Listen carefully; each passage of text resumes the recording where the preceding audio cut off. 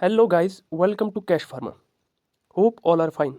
As you guys already know that we had started your biostatistics of B Pharmacy 8th semester, and till now we have covered introduction of biostatistics, frequency distribution, and central tendency. In central tendency, we have covered the first measure of central tendency, that is mean or arithmetic mean.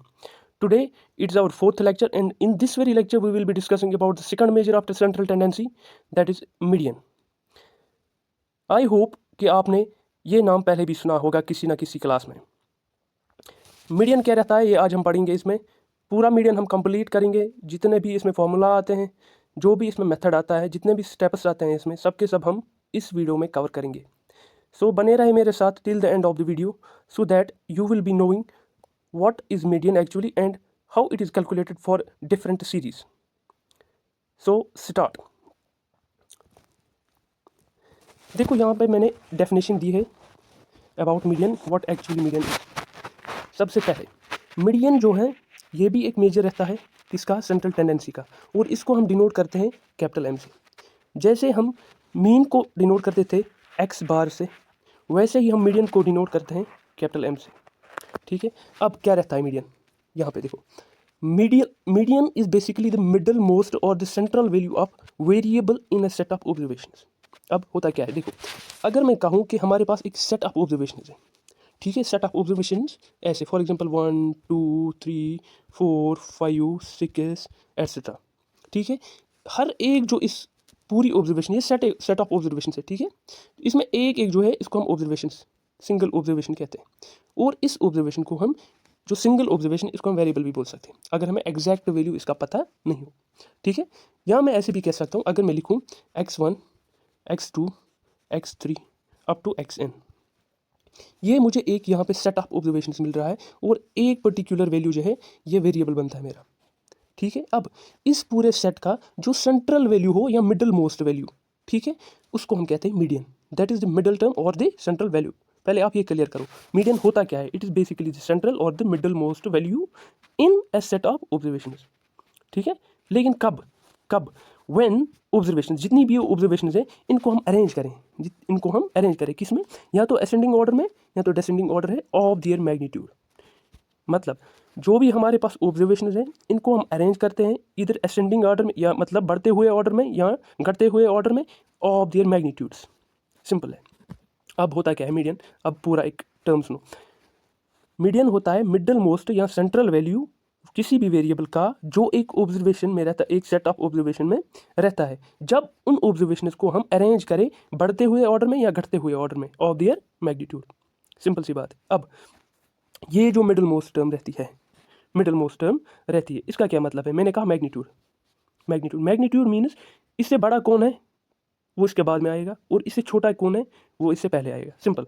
For example अगर मैं कहूँगा यहाँ पे 1 है, 2 है, 3 है, 4 है, 5 है, इतने मेरे पास ऑब्जर्वेशन है। अब मैं आपको बताऊंगा कि बताओ इसमें मीडियन क्या रहता है। देखो आपको क्या करना है, आपको मिडल वैल्यू ढूंढनी है, middle value of the magnitudes. देखो एक तो छोटा है ना, 2 इससे बड़ा है, 3 उससे बड़ा है, 4 उससे बड़ा है, 5 उससे बड़ा है। ठीक है, ये मैग्नीट्यूड रहा, सबसे छोटा पहले, उसके बाद उससे थोड़ा बड़ा, उससे थोड़ा बड़ा, उससे थोड़ा बड़ा, आफ्टर दैट सबसे बड़ा। ठीक है, इसको बोलते हैं मैग्नीट्यूड। ये जो ऑर्डर मैंने दिया ये इसको बोलते हैं असेंडिंग ऑर्डर।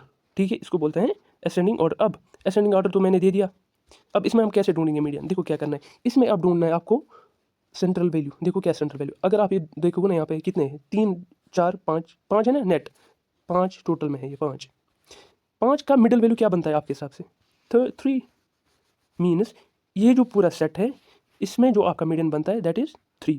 अब देखो मीडियन जो यहाँ पे 3 बना, अब मीडियन से पहले जितनी भी टर्म्स आई वो मीडियन से छोटी है, और मीडियन के बाद जितनी भी वैल्यूज आए वो मीडियन से बड़े हैं। मतलब हम ये भी कह सकते हैं ये जो मीडियन है ये एक सेट ऑफ ऑब्जर्वेशन को डिवाइड करता है 2 पार्ट्स में।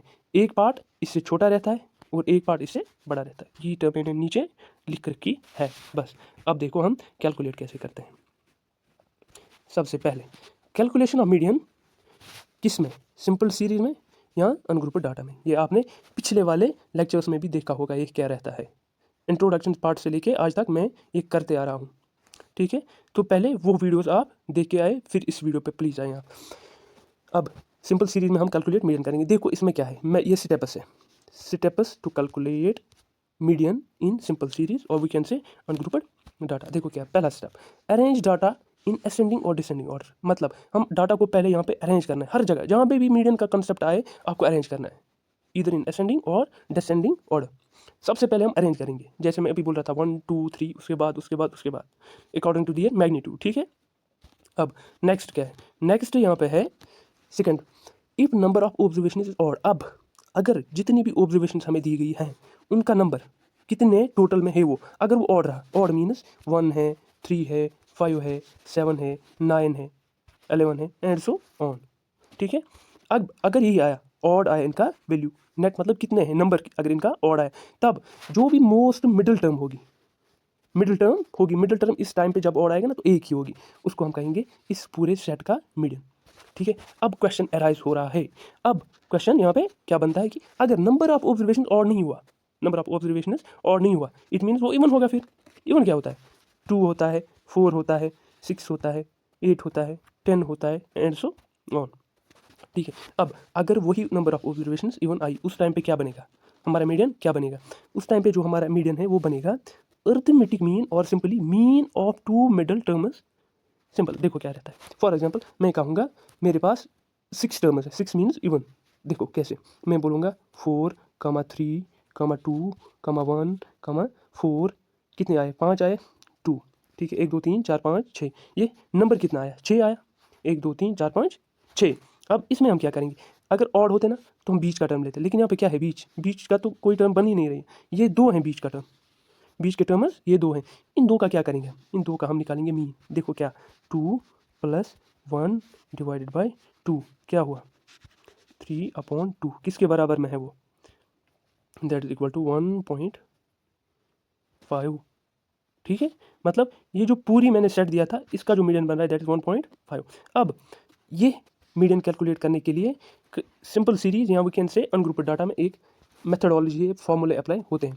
अभी जो मैं बोल रहा था, अगर ऑड आया, नंबर ऑफ ऑब्जर्वेशन ऑड आया, उस टाइम पे ये वाली फॉर्मूला अप्लाई होती है। देखो क्या होता है, n+1 डिवाइडेड बाई 2 थ टर्म, यही वैल्यू नहीं आएगा, आप करोगे n+1 डिवाइड बाई 2 जो भी आएगा वैल्यू, नो, nth टर्म जितना वैल्यू बनेगा, जो भी वैल्यू इस प्लेस पे होगा, इस टर्म पे होगा, वो इसका मीडियन बनेगा।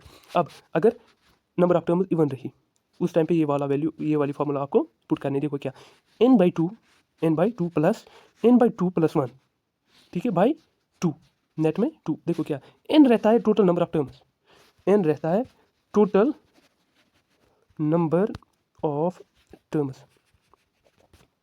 ठीक है, जितनी भी टर्म्स होंगी यहाँ पे उनको ऐड करेंगे 1, डिवाइड करेंगे 2। यहाँ पे जितनी भी टर्म्स होंगी पहले उनको डिवाइड करेंगे 2, फिर प्लस करेंगे, फिर नेट में क्या लिखेंगे, यहाँ पे अंदर जाके जितनी भी टर्म्स होंगी divide by 2 + 1 divided by finally 2, यहाँ पे वैल्यू आएगा उस टर्म का। ठीक है, ये भी थर्ड टर्म है, टर्म का वैल्यू है। होप यहाँ पे आपको ये क्लियर हो रहा होगा। अब चलते हैं एक क्वेश्चन पे। यहाँ पे मैं एक क्वेश्चन दिखाऊंगा आपको ये दोनों के दोनों कंसेप्ट्स यहाँ पे क्लियर होंगे, एक तो ऑड वाला भी इवन वाला भी। देखो पहले हम चलते हैं ए पार्ट पे। ए पार्ट क्या है, इसमें देखो कितनी टर्म्स है, पहले ये कैलकुलेट करो। देखो 1 है, 2 3 4 5 6 7 8 9 मीन्स 9 मीन्स ऑड। ठीक है, पहले वाले में नंबर ऑफ टर्म जो है दैट इज ऑड। ऑड में हम क्या करते हैं, n+1 divided by 2 third term. ठीक है, n+1 divide by 2 third term. देखो क्या, n क्या है, number of terms total 9 + 1 divided by 2 कितना आया, 10 डिवाइडेड बाई 2 कितना आया, 5। फिफ्थ टर्म जो भी होगी ना पूरी सीरीज में जो भी फिफ्थ टर्म होगी वो उस पूरे सेट का मीडियन रहेगा। देखो क्या, अब हम फिफ्थ टर्म ढूंढते हैं, 1 2 3 4 5 मीन्स 88 जो है ना, ये इसका मीडियन होगा। अगर आप ऐसे निकालोगे ना तो ये पूरे का पूरा सिस्टम गलत हो जाएगा, पूरे का पूरा सिस्टम यहाँ पे गलत हो जाएगा। जब मैं पढ़ता था अपने टाइम पे तो मुझे भी कन्फ्यूजन होते थे कि ऐसे निकालेंगे, लेकिन ऐसे बिल्कुल गलत होगा। ठीक है, अब मैं बताता हूँ क्यों गलत होगा, मैंने नीचे लिख रखा है। देखो क्या करना है, जो भी ये सेट है ना, सबसे पहला सेटअप हमने क्या देखा, इसको अरेंज करो। आपने तो अरेंज किया ही नहीं, अब इसको अरेंज करना है पहले, इधर असेंडिंग ऑर्डर और डिसेंडिंग ऑर्डर। देखो नीचे यहाँ पे हम इसको अरेंज करते हैं, सबसे पहले पूरे का पूरा जो सेट है इसको हम अरेंज करते हैं। देखो कैसे अरेंज करना है, आपको ढूंढना है यहाँ तो छोटा या बड़ा, हम छोटा ढूंढेंगे। ठीक है, सबसे छोटा यहाँ पे जो बन रहा हो, देखो यहाँ पे 21 12 49 37 88 46 55 74 60, मुझे लग रहा है 12 सबसे छोटा है। पहले लाओ 12 को, उसके बाद इससे बड़ा है 21, इसको लाओ, उससे बाद मुझे लग रहा है 37 है, इसको लाओ। ऐसे ही इसी को कहते हैं असेंडिंग ऑर्डर। अगर आप कभी डिसेंडिंग ऑर्डर लिखना हो ना तो क्या करोगे, सबसे बड़ा देखोगे पहले, उसको सामने लाओगे 88, उसके बाद कौन सा है 74, ऐसे भी कर सकते हो आप। अब निकालना है कितनी है 9 है, ठीक है, कितनी है 9 है। Just a second please.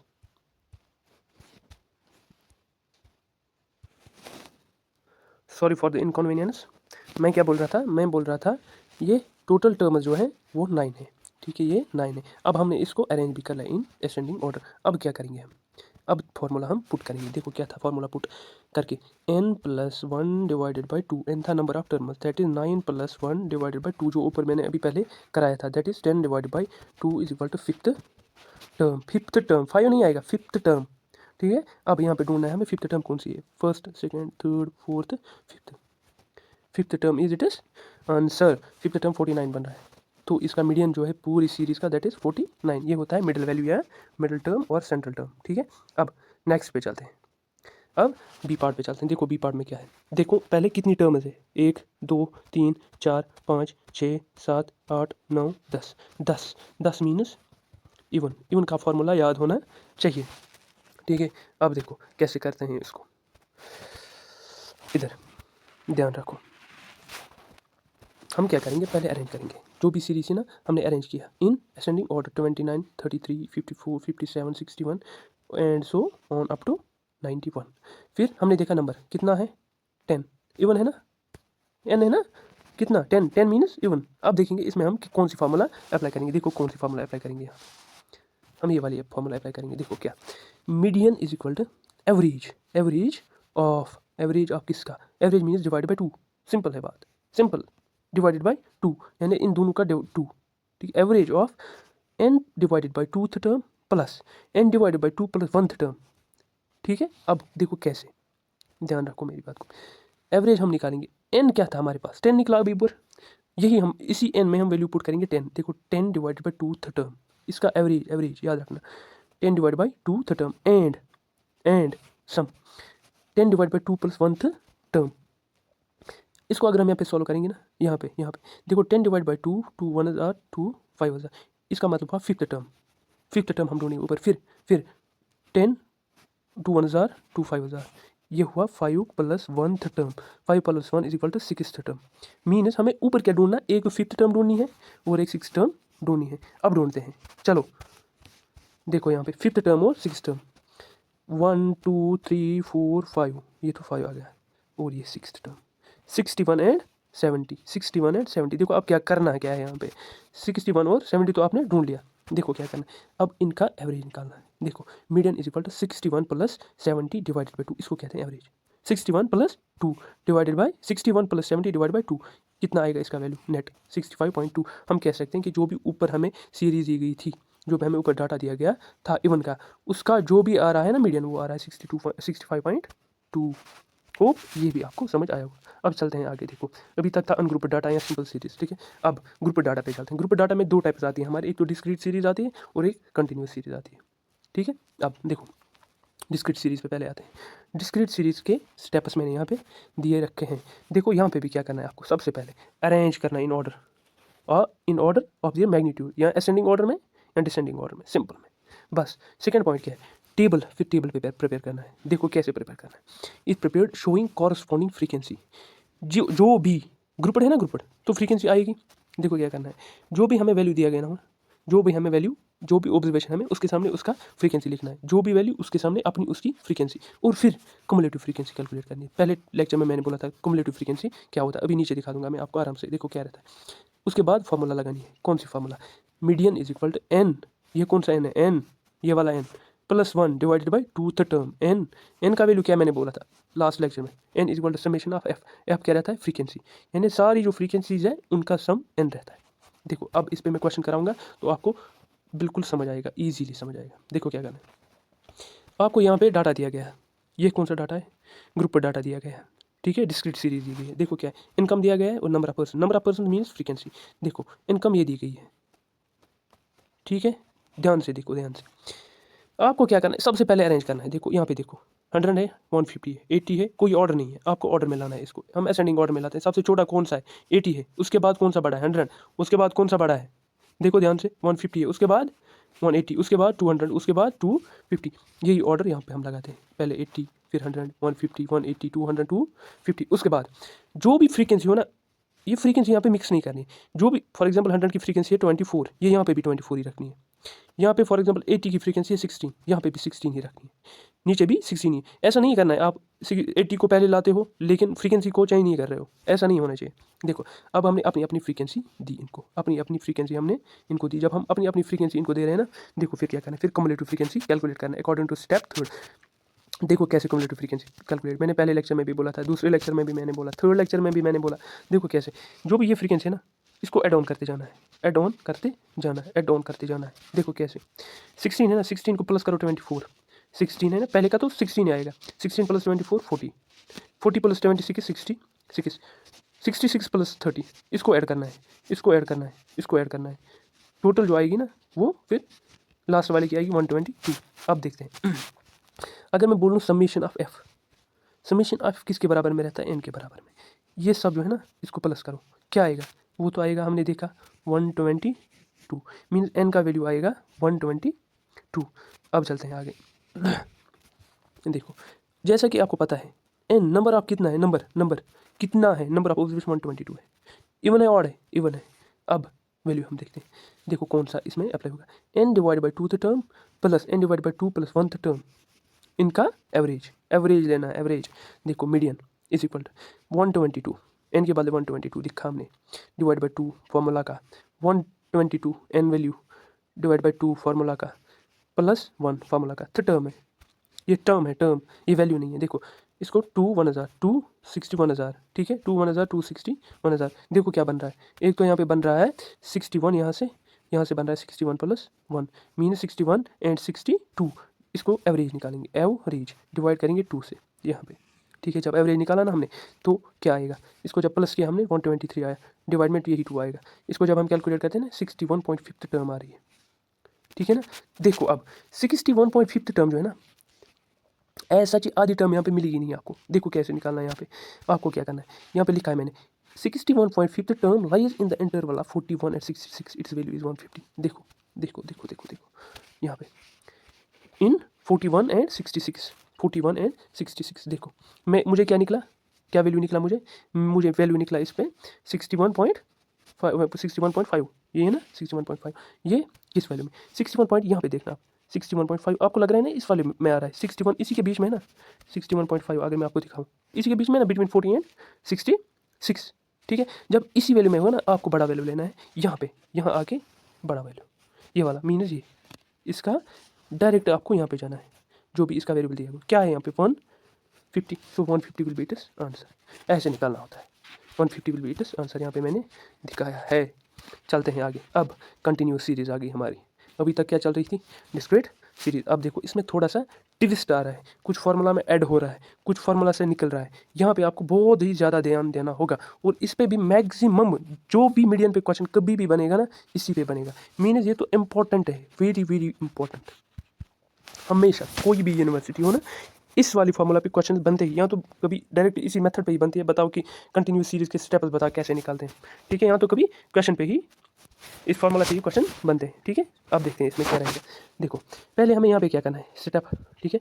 पहले क्युमुलेटिव फ्रीक्वेंसी निकालनी है हमें, पाउंड ऑफ ईच वैल्यू, जैसे ऊपर निकाला क्युमुलेटिव फ्रीक्वेंसी वैसे ही हर एक वैल्यू का क्युमुलेटिव फ्रीक्वेंसी आपको निकालना है। दूसरे में क्या करना है, मीडियन क्लास निकालना है, ठीक है, मीडियन क्लास निकालना है। देखो अभी मीडियन क्लास, ये तो नई चीज़ आ गई, मैंने पहले ही बोला कुछ चीज़ें ऐड होगी। देखो मीडियन क्लास, आपको यहाँ पे क्या निकालना है, फ्रीक्वेंसी। आपको तो फ्रीक्वेंसी पता होगा ना, समेशन ऑफ फ्रीक्वेंसी भी आप आराम से निकाल सकते हो, वो किसके बराबर में रहता है, एन के बराबर में रहता है। अब ये मीडियन क्लास देखो कैसे निकलता है, जो भी आपका ये वैल्यू आया ना एन, इसको आपको एन को डिवाइड करना है बाई 2, एन को डिवाइड करना है 2, जो भी वहाँ पे वैल्यू आएगी ना हमें, वो हमें ढूंढनी है क्युमुलेटिव फ्रीक्वेंसी वाले पार्ट में।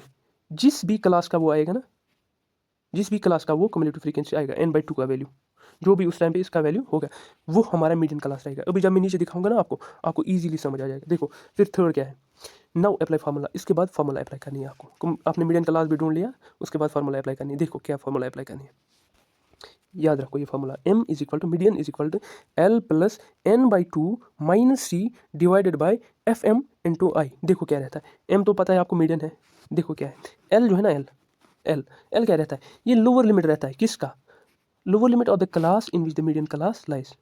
मीडियन क्लास जिसमें भी जिस वाले क्लास में होगा ना उसका लोअर वैल्यू l रहेगा। ठीक है, अभी नीचे समझ आ जाएगा खुद, पहले यहाँ पे याद रखो आप। उसके बाद n बाई टू आपने कैलकुलेट किया फ्रीक्वेंसी से, summation of f is equal to n, वहीं से उसको डिवाइड किया 2। अब c क्या रहता है, देखो जो भी, देखो एक कुमुलेटिव फ्रीक्वेंसी रहती है, क्या cumulative frequency of class preceding the median class. जो भी मीडियन क्लास हमें आएगा ना जिसमें n बाई टू पढ़ता होगा, जो भी उसको हम मीडियन क्लास, उससे पहले जो क्लास होगा ना, उस क्लास से पहले जो क्लास होगा ना, उस क्लास की कुमुलेटिव फ्रीक्वेंसी याद रखना उस क्लास की कुमुलेटिव फ्रीक्वेंसी। उसके बाद एफ एम क्या चीज़ है, एफ एम देखो क्या है, f m is equal to frequency of class in which median class size. Frequency यहाँ पे ध्यान रखना, ध्यान बहुत ही ज़्यादा ध्यान, फ्रीक्वेंसी कहाँ पे दिया गया है, कुमुलेटिव फ्रीक्वेंसी कहाँ पे दिया गया है, ये सब कुछ इस चीज़ के बीच में आपको डिफरेंस करनी आनी चाहिए।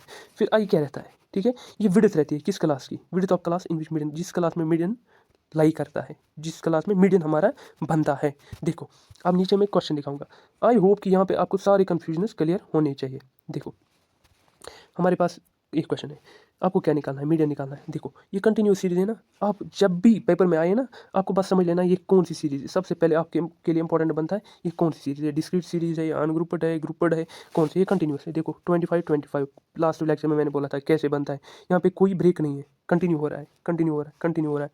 ठीक है, अब देखो फिर फ्रीक्वेंसी, हर क्लास की अपनी अपनी फ्रीक्वेंसी, कंटिन्यूस में आपको अरेंज नहीं करना है, खुद ही अरेंजड होता है, खुद ही वहाँ से अरेंजड होता है। क्योंकि यहाँ पे 15 है ना, फिर 25 उससे बड़ा है, 35 बड़ा है, 45 बड़ा है, 455 बड़ा है, सिंपल वहाँ से अरेंज करके आता है। देखो अब क्लास बाउंड्री लिख लिया आपने, ये वाला डायरेक्ट उठा के यहाँ पे डाल दिया। ठीक है, देखो अब क्या करना है, फिर यहाँ पे निकालना पड़ता है और एक चीज़ वो होता है मिड वैल्यू या मिड पॉइंट, जो मैं कल बोल रहा था। ठीक है, ये कैसे निकालते हैं, इसको माइनस करो, इसको और इसको प्लस करो, फिर डिवाइड 2 करो, यानी इन दो का बीच वाला वैल्यू, सेंटर वाला वैल्यू, वो तो 20 होगा ना। 15 से 25 जब जाओगे ना तो बीच में सेंटर में क्या पड़ता है 20, 25 से 35 जाओगे कौन सा पड़ता है 30, बीच वाला वैल्यू है इसका। ठीक है, अब मिड वैल्यू भी निकल गई। ठीक है, अब फ्रीक्वेंसी है, फ्रीक्वेंसी क्या है, फ्रीक्वेंसी डायरेक्ट ये है, अपने अपने क्लास के सामने अपनी अपनी फ्रीक्वेंसी। ठीक है, अब समेशन ऑफ फ्रीक्वेंसी आप यहाँ पे निकाल सकते हो, वो किसके बराबर में रहेगा, एन के बराबर। ठीक है, अब यहाँ पे कुमुलेटिव फ्रीक्वेंसी पहले कैलकुलेट करो। ठीक है, कुमुलेटिव फ्रीक्वेंसी अभी ऊपर मैंने दिखाया 4 प्लस 11, जो भी आएगा 15 प्लस 19, सिमिलर ये डायरेक्ट इधर जाएगा, और फिर 4 को 11 के साथ जोड़ो 15 आएगा, 15 को 19 के साथ जोड़ो 34 आएगा, 34 को 14 के साथ जोड़ो 48 आएगा, ऐसे ऐसे ऐसे ऐसे। याद रखना ये ट्रेंड फॉलो करना वहाँ पे आप, ये तो ऐसे ही जाएगा, ऐसे ऐसे ऐसे ऐसे ऐसे, इधर इधर इधर इधर इधर। समझ आ गया ना, इसको कहते हैं कुमुलेटिव फ्रीक्वेंसी। अब देखो कैसे निकालना है, नीचे आपको समेशन ऑफ एफ तो आ गया, इसका सम जो भी है यहाँ पे। ठीक है, जो जितना भी है ना इसका सम। अब वो एन आ गया आपका, एन, उस एन जो है ना उस एन को डिवाइड करो किससे, 2 से। अब मुझे एन आया यहाँ पे, एन नेट जो भी इनका है ना समेशन ऑफ एफ, वो 50 आया मुझे। उस एन को मैं डिवाइड करता हूँ बाई 2, उस एन को मैं डिवाइड करता हूँ बाई 2, 50/2 मुझे क्या वैल्यू बनता है 25। अब ये 25 जिस भी क्लास की कुमुलेटिव फ्रीक्वेंसी में पड़ता है ना, वो क्लास हमारा मीडियन क्लास होगा। ध्यान से फिर एक बार मैं रिपीट करता हूँ, ये वैल्यू इस n/2 का वैल्यू जिस भी क्लास की कुमुलेटिव फ्रीक्वेंसी में पड़ता है, जिस भी क्लास की कुमुलेटिव फ्रीक्वेंसी में पड़ता है वो क्लास आपका मीडियन क्लास होगा। समझे, देखो कैसे, क्या रहा आपका वैल्यू यहाँ पे n/2 का 25, यहाँ पे ढूंढो कुमुलेटिव फ्रीक्वेंसी में, मैं बोल रहा हूँ कुमुलेटिव फ्रीक्वेंसी में। देखो 25 कहाँ पे दिख रहा है आपको, बिटवीन 15 एंड 34, इसमें आएगा ना 25 बीच में। देखो मैंने अभी कहा बड़ा वाला देखना पड़ता है, अब ये वाला देखो, ये वाला देखो, अब देखो ये वाला जो होगा ना क्लास, इसके बीच में तो पड़ गई आपकी n/2, ये जो बड़ा वाला क्लास होगा ना, ये डायरेक्ट इधर चलो, ये वाला जो क्लास होगा ना ये आपका मीडियन क्लास होगा। अब मीडियन क्लास मिल गया आपका 35 to 45, आपका जो है क्लास वो मीडियन क्लास होगा। आई होप ये भी आपको समझ आ गया। अब ये मीडियन क्लास का लोअर वैल्यू देखो कौन सा है, 35 है ना, तो एल क्या आएगा लोअर वैल्यू 35 आएगा ना। अब जो ये मीडियन क्लास है ना आपका, मीडियन क्लास की फ्रीक्वेंसी देखो क्या है 19 है, फ्रीक्वेंसी कुमुलेटिव फ्रीक्वेंसी नहीं, फ्रीक्वेंसी 19, तो एफ एम क्या आएगा 19। ठीक है ना, अब विड्थ देखो, विड्थ इस मीडियन क्लास का विड्थ मतलब रेंज देखो, इसका विड्थ देखो 35 to 45 जब जाते हो ना 10 आएगा आपका, यहाँ 45 को माइनस करो 35 तो 10 आएगा ना, इसका जो विड्थ है ना वो 10 है, तो आई का वैल्यू क्या आएगा 10 आएगा। सारे वैल्यू पता चल गए, ये कैसे आया, ये कैसे आया, ये होप कि ये भी आपको समझ आए। अब फार्मूला पुट करते हैं, किसके बराबर में रहता है फार्मूला, फार्मूला रहता है L plus n/2 minus c divided by क्या एफ एम इंटू आई। ठीक है, अब L के बदले में क्या हमें वैल्यू आया 35, n/2 के बदले में 25, फिर C के बदले में C, अभी C पेंडिंग है, देखो C मैंने क्या कहा, C का देखना, मैंने कहा C जो होता है ना वो कम्युलेटिव फ्रीक्वेंसी होती है प्रीसीडिंग क्लास, प्रीसीडिंग देखो ये आपका मीडियन क्लास, इससे पहले प्रीसीडिंग क्या क्लास है, ये वाला क्लास, ये वाला क्लास, ठीक है, ये वाला क्लास आपका इससे वाला प्रीसीडिंग वाला क्लास है। इस वाले क्लास की क्या करनी है आपको, इस वाले क्लास की आपको कम्युलेटिव फ्रीक्वेंसी लेनी है, दैट इज C। ठीक है, वो क्या है 15, मतलब C का वैल्यू 15 आया। आई होप ये भी आपको समझ आ गया, C का वैल्यू 15, यही C का वैल्यू हम यहाँ पे पुट कर रहे हैं, डिवाइड बाई एफ एम यहाँ पे जो मैंने निकाला था अभी, एफ एम का वैल्यू ये, और multiply by I that is 10। अब इसको सॉल्व करो सिंपली, 35 है, 25 माइनस 15, 10 डिवाइड में 19 आया। ठीक है, अब सामने आगे चलो, ये 35 अपनी जगह पे, इसको जब हम सॉल्व करते हैं ना, इसको 10 10 100 डिवाइड बाई 19, 5.263, इसको सम करो सिंपल में, यहाँ पे वैल्यू आएगा 40.263। ये आपका रहेगा मीडियन पूरे सीरीज़ का, जितनी भी हमने यहाँ तक मगजमारी की सब इसके लिए की हमने, ये इसका मीडियन रहेगा। आई होप ये भी आपको समझ आया होगा, नहीं समझ आया दोबारा वीडियो देखो, 3 बार वीडियो देखो, 4 बार वीडियो देखोगे तो आपको खुद ब खुद समझ आएगा। और सबसे इंपॉर्टेंट चीज़, क्वेश्चन प्रैक्टिस करो, जहाँ से भी क्वेश्चन मिलते हैं ना, किसी भी बुक से, किसी भी मटेरियल से, किसी भी नोट से, कहीं से भी ऑनलाइन प्रैक्टिस करो, तब जाके आपका मैथ स्ट्रॉन्ग होगा। मैथ में बस एक ही चीज़, मैथ ने हमेशा एक ही चीज़ मांगा है, दैट इज़ योर प्रैक्टिस। जितनी प्रैक्टिस उतना ज़्यादा मज़ा, उतना ज़्यादा फन मैथ के साथ, बस practice makes a man perfect. अब यहाँ पे आपका मीडियन एंड हो रहा है, लेकिन मैंने कल भी कहा था ये वाले जो है ना, जो मैं लास्ट पे यहाँ पे लिखता हूँ मेरिट्स डिमेरिट्स, ये इंपॉर्टेंट बहुत ज़्यादा, क्योंकि ये आपके 2 नंबर में हमेशा बनते ही बनते हैं। ठीक है, अब देखो मेरिट क्या रहता है, यानी फ़ायदे क्या रहता है, एडवांटेजेस क्या रहता है, ADVANTAGES advantage, very good. Advantage क्या रहता है, सबसे पहले ईजिली अंडरस्टूड है, मतलब आसानी से समझ आता है, क्या मीडियन निकालो, मिडल वैल्यू निकालो सीरीज़ का, बस बात खत्म। ये तो आप डायरेक्ट भी निकाल सकते हो, देखो no dependent on extreme value. जब हम मीन निकालते थे ना, मीन हम क्या करते थे, ज़्यादा हम एक्सट्रीम वैल्यूज, फॉर एग्जांपल 25 से 35 तक हमें कहीं वैल्यू था, तो हम इन एक्सट्रीम पे ज़्यादा डिपेंड होते थे, लेकिन यहाँ पे क्या है, हम सेंटर पे भी ज़्यादा डिपेंड हो रहे हैं। ठीक है, ये भी है, मतलब ये इसका फ़ायदा है, ज़्यादा एक्सट्रीम वैल्यूज़ पे डिपेंड नहीं करता। फिर तीसरा, best measure of qualitative data, जो भी हमारे पास क्वालिटेटिव डाटा है ना, हमने क्या कहा था मीन में कि ये ज़्यादा क्वान्टिटेटिव डाटा पे यूज़ होता है, लेकिन ये जो है ना मीडियन, ये qualitative data. Mean for example I will say, मुझे किसी ब्यूटी निकालनी है, ऑनेस्टी निकालनी है, ये सब कुछ आप मीडियन से निकाल सकते हो। ठीक है, ये क्वालिटेटिव डाटा में आता है, इसका मेजर क्वालिटेटिव डाटा में आता है। ठीक है, फिर can be determined even bye inspection, आप इंस्पेक्शन डायरेक्ट देख के भी बता सकते हो इसमें मीडियन कौन सा है। अगर आपकी फॉर एग्जांपल ये क्या बोलते हैं इसको, अनग्रुप डाटा होगा, फॉर एग्जांपल 10 20 30 40 50, आप डायरेक्ट भी बोल सकते हो, देखो क्या है, कितनी है, 1 2 3 4 5 अरेंजड है, हाँ जी अरेंजड है, कितनी है 5, बीच वाला जो इसका होगा दैट इज़ मीडियन। फिर डिमेरिट्स क्या है, नुकसान क्या है, डिसएडवांटेज क्या है, देखो क्या है सबसे पहले डाटा मस्ट बी अरेंज्ड, इसमें हमेशा कभी भी, मैंने पहले ही बोला था, हमेशा डाटा को अरेंज करना पड़ता है, ऐसे ही नहीं निकाल सकते हो, मतलब डाटा हमेशा अरेंज करना ही करना पड़ता है। ठीक है, फिर second, not subject to algebraic treatment, ये जो वैल्यू निकलता है ना हमें, ये जो वैल्यू हमें लास्ट पे यहाँ पे मीडियन में निकलता है, उसको हम फर्दर ट्रीटमेंट नहीं, फर्दर अलजेब्रिक यूज़ नहीं कर सकते कहीं पे हम। ठीक है, उस पर फर्दर हम यहाँ पे फॉर्मूले पुट नहीं कर सकते। ठीक है, आई होप ये भी समझ आ रहा होगा। फिर third, more affected by sampling fluctuations, मतलब अगर कहीं पे भी हमें सैंपल लेने में कहीं भी थोड़ी सी हमने चूक कर दी, तो जो भी हमारा रिजल्ट आएगा वो गलत आएगा। जैसे मैंने अभी पहले दिखाया था एक क्वेश्चन में आपको कि हमने अरेंज नहीं किया, या कभी ऐसा हुआ कि हमें बहुत सारी यहाँ पे डाटा दी गई है, 10 है 20 है अप टू मतलब 50 है। ठीक है, 50 मतलब टोटल, हमने कहीं पे फॉर एग्जाम्पल हमने देखने में गलती की है, 10 है कहीं पे, 11 है कहीं पे, या 12 है कहीं पे। ठीक है, 10 11 12 है, ये दूर थे, हमें नहीं पता चला कि ये है, अब ये है, उसके बाद ये है। ठीक है, तो हम वहाँ पे गलत कर बैठ सकते हैं, ये भी इसके एक डिमेरिट है। होप यहाँ तक आपको पूरा समझ आया होगा। और अगर कहीं पे भी कन्फ्यूजन रहा हो पूरे के पूरे टॉपिक में, क्योंकि यहाँ पे हमारा जो भी है ना मीडियन ये कंप्लीट हो रहा है, यहाँ पे मीडियन कैलकुलेट हो रहा है, और सेंट्रल टेंडेंसी का सेकंड मेजर भी यहाँ पे कंप्लीट हो रहा है। आई होप कि ये भी समझ आया होगा, ईजिली समझ आया होगा। कहीं पे समझ ना आए तो प्लीज़ डू कमेंट में आप बताइए कि हमें यहाँ पे कन्फ्यूजन रह रहा है। I will try my best in next video to clear all those confusion that you have, and it definitely helps me, it boosts my confidence कि मुझे क्या करना है, कैसे पढ़ाना है, ठीक है। So I think this was all about today. मिलते हैं किसी और वीडियो में, तब तक के लिए good bye, keep sharing and subscribing the channel.